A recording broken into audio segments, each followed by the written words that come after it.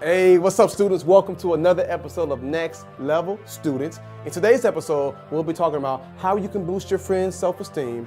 How do you handle it if your parents and teachers are giving you a hard time and nothing you do is enough? And how do you motivate yourself and others? Episode 51 of Next Level Students. Let's get it.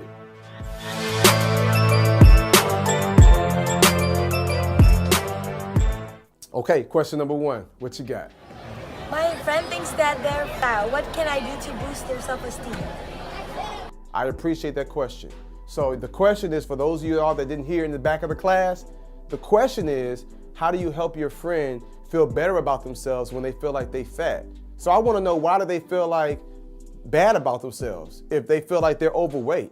You know what I'm saying? Like, here's my question to you who asked the question. Did you work out to get your, to get your body shape? No, it was just natural, right? That's just your DNA code. You just happen to be thin. Some people happen to be thicker. Some people happen to be more slim. That's like me saying, when I was in school and I was growing out my hair, like, I wish I had straight hair, even though I had curly, thick hair. You know what I'm saying? Like, it's who we are. So I think we gotta first begin to learn to love ourselves.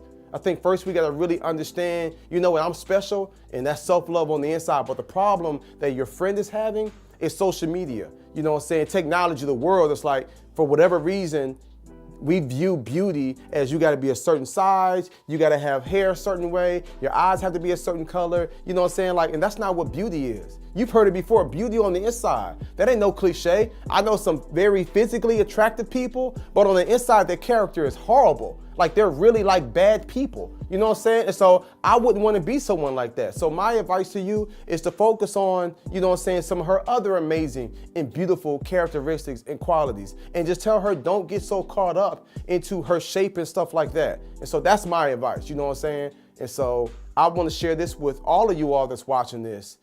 You never really know how your words can make people feel, like that look that you have. You know what I'm saying?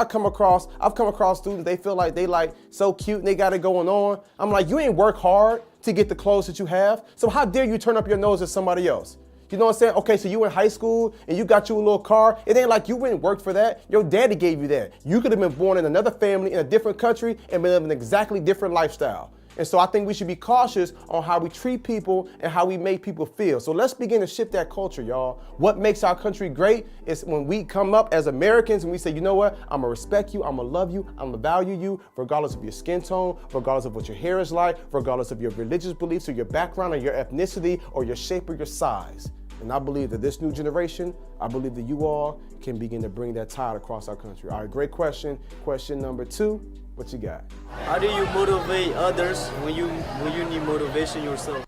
Yeah, that's a good question. How do you motivate others when you need motivation yourself? So how about we stop the whole motivate others? How about you focus on yourself? Because you can't preach and tell nobody else what to do if you don't believe it, okay? So I want you to focus on you. So ask yourself, my young friend, like, what motivates you? What do you aspire to do? What do you want to accomplish in the future? What do you sometimes dream about? Even if in the back of your mind you say, yeah, right, that can't happen. Just still ask yourself, like, it would be cool to drive this car. It would be cool to work for this type of company. Or it would be cool to create my own app, or it would be cool to become a chef. Like, kind of come up in your mind and kind of think of some different things that you would like to one day do and accomplish, and then you put that work in. But sometimes motivation can be a little overrated. People get so caught up in the motivation, and we need motivation. Like, that's what I do. But let me tell you something, when motivation runs out, dedication has to run in. Let me tell you one more time. When motivation leaves, dedication has to show up. You know what I'm saying? Being a young man or young woman of your word has to show up. And so I will tell you, even when you're not motivated, you still tell yourself, I have been blessed to be in this country. I've been blessed to be able to go to school. I've been blessed and privileged to be able to receive education. I've been blessed with life.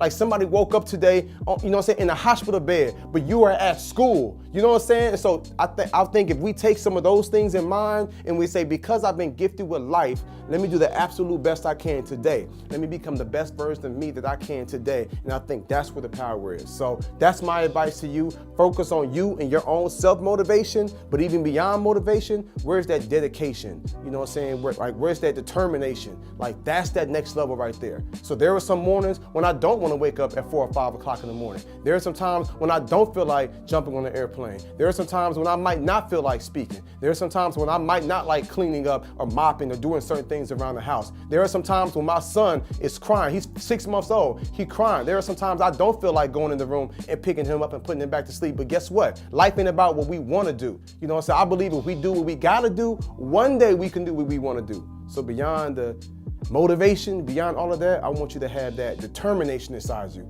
And that's going to be the difference between you living an okay life and an amazing life. Question number 3, what you got? What do I do when I try my best and my teachers and parents are giving me a hard time? Great question. Okay, so what do you do when you try your best, but your teachers and parents are giving you a hard time? So first off, let me just ask a question. And this is not just to you, but if there are other students that's like, yeah, I feel the same way. Ask yourself, are you really trying your best?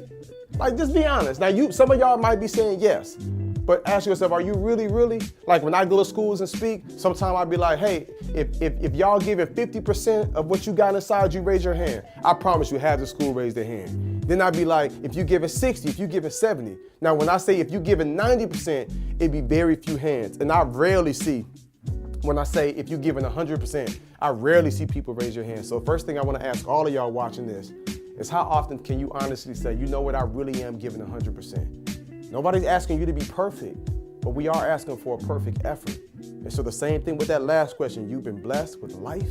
You have another opportunity, another day of life to accomplish something great. We just want you to be great. Your parents, your teachers, guess what? They care about you. They see something inside you. If they did not care, they would just let you do whatever.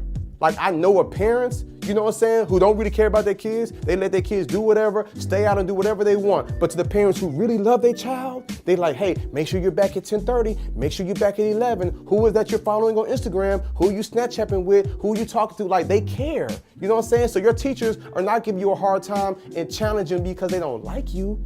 They're challenging you and they're giving you a hard time because they're trying to bring out that best inside you. Like, think about Bill Belichick. They just won another Super Bowl. I like to reference him often. You know what I'm saying? He ain't never smiling. He always look grumpy. And it's not because he don't like his players. His mindset is, I want to bring out the best in my guys. I know there's something better and something more inside them. So it's my responsibility to bring out the absolute best inside them. Your teachers, your parents, your loved ones, they just want the absolute best out of you. They just want you to go to that next level. And so that's what I'm here for. I'm here to push you and challenge you to go to that next level, because you're not a mistake and you have been put on earth for a reason. Your life has purpose, and there is somebody in this world that needs your gift and talents. So keep striving it. Don't fight it. Receive the, the stuff that they're telling you to do, the adjustments you got to make the adjustments, and you'll be a better person. And because of that, the world will be a better place. All right, y'all, stay tuned. I cannot wait to let y'all know about our next level student of the week.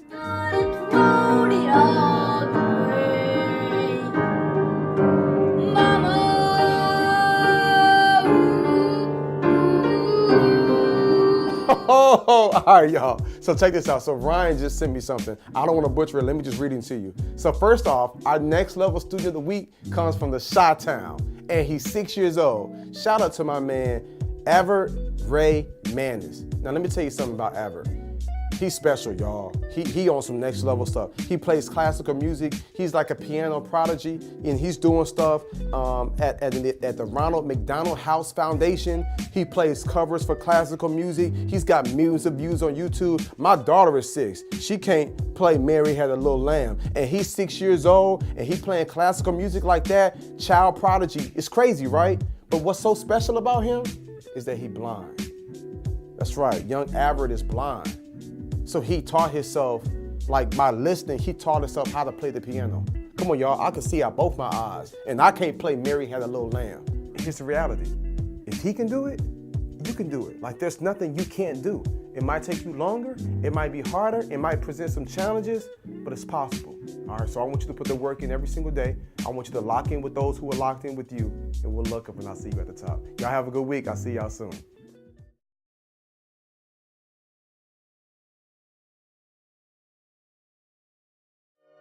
Hey, what's up, my people? Look, I hope you enjoyed today's video, and check this out. I've got so many more in store for you. So subscribe and do me a favor. Please leave me a comment, an emoji, a thumbs up, something. Let me know you're feeling it. Me and my team put so much energy, time, and effort into it, and it's free for you. Just let me know you're feeling what we putting out here, and I'll see y'all real soon. Leave a comment. Peace.